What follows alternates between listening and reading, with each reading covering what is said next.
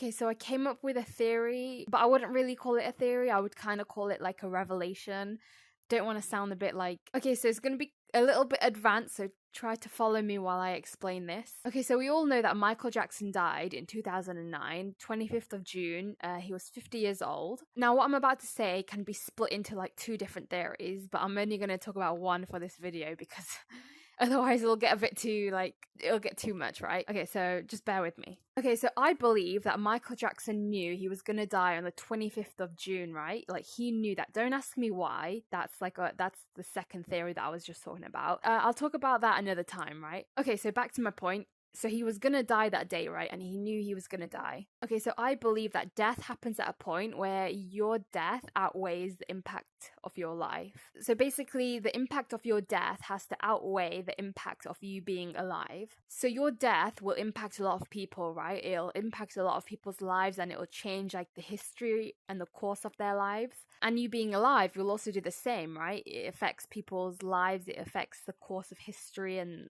stuff like that, right? So the point where you die, it'll be the point where your death impacts society the most. Okay, so given that, Michael Jackson wanted to change the course of history by making him being alive past the date of 25th of June, which is the date he was supposed to die, making him being alive after that point worth more than him being dead, right? Because at that point, the 25th of June, that's when his death outweighs his life. So there'll be more of an impact on society of him dying on that day than him continuing to live. Now, the issue with this, right, is that it's hard to know how much impact your death will actually have and how to top that. But I believe, right, Michael Jackson had a plan. So just before he died, he created this huge world tour. Now, it wasn't just an ordinary tour. It was like one of the biggest tours he's ever done. Okay, so his last tour was in 2001, and the huge tour that he was gonna do just before his death would have been from 13th of July to 10th of March 2010. So it would have been over a year tour, right? And 13th of July was 18 days after his death.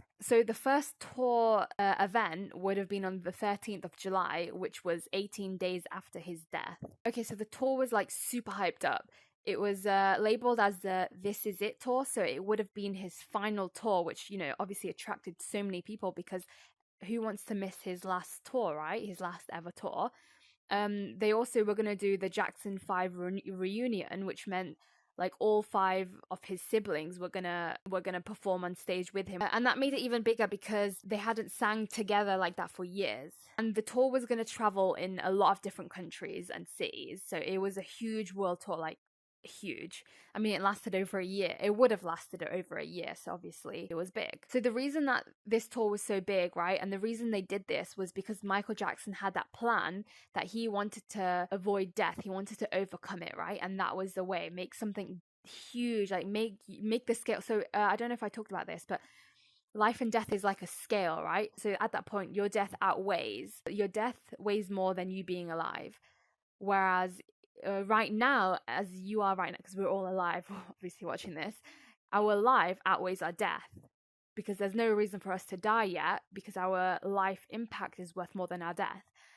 So obviously the only way that you can kind of overcome that is by making your life worth more than your death. So Michael Jackson was like determined to do this because during the rehearsals he was like passing out, like his body physically couldn't like handle it, but he was still carrying on because he had to go to the rehearsals. He had to make this show huge and like actually, because you can't just say I'm going to do a tour and not actually, you know, he has to fully do it. So even though his body physically couldn't really do it, his mind was still pushing through because, you know, nobody wants to die. So again, this was huge. However, obviously we all know he died. He died on the 25th of June, right? Now you might be thinking, why did he die? Like, how clearly that means my theory or Michael Jackson's theory at the time wasn't real. Like, that's not a thing, right? However, I think there's a few possibilities why it didn't work. So one possibility is that he got a bit too desperate and drew all his cards too quickly and too soon. So he announced all the big things that were going to happen before his death, right? So he announced a huge world tour. He announced that it was his final ever tour. He announced that there was going to be a Jackson 5 reunion. He impacted all these lives through all the rehearsals because they'd already prepaid for the venues, and they booked all these people to come in to for the rehearsals, like the dancers and the all the specialist people that they needed to make this all happen, right? So they'd already done that. So my point is that the hype and all the impact of this event kind of peaked before his death. So the hype and the impact of this event was over very quickly. So like the tour was sold out in 2 days. Everyone like planned everything. Like all these people that were going to be part of the show had already been part of it by through rehearsals and through bookings and stuff like that. So that means the bulk impact on society was already done, and the only thing left was the impact of the tour. So as big as this whole event was, right, most of it had already been done. The only thing that was left was the tour. That's all they had to do, right? So if you compare Michael's death versus just a tour, sure, it's a huge world tour, but most of the impact's already happened, right? So if you compare both of them, of course his death is going to outweigh the tour because they've already like impacted society the most through the tour. Okay, so the reason that his death at that point outweighed him being alive is because imagine all the people that, all the heartbroken people that now can't go to the tour because of his death. All those people that spent all those hours rehearsing now had to be let go and fired and go find their own job.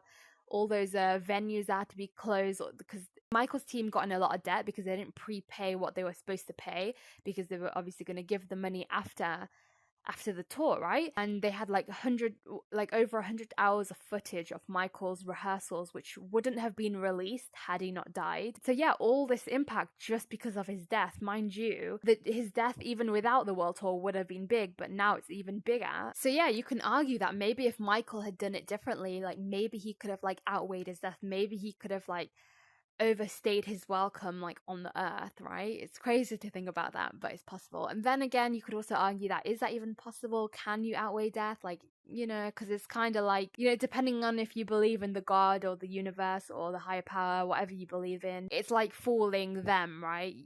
It's like, this is the day you're gonna die, and can we overcome it? And then that turns into a whole other debate. So yeah, that was my theory that I came up with. I don't know what you guys think about it, but I thought it's quite interesting. I have quite a lot of theories like that. And I've recently been starting to write them down because before these theories would come to me and I never used to write them down or like voice record them, whatever. Now I'm doing that because like, who knows, maybe I could have solved the mystery and I don't even know it because I didn't write it down because I forgot about it, right? I don't know. Anyway, let me know what you think. Let me know if you agree. Let me know if you disagree. Give me your opinions. I like to know what you're thinking. So yeah. See you later, guys.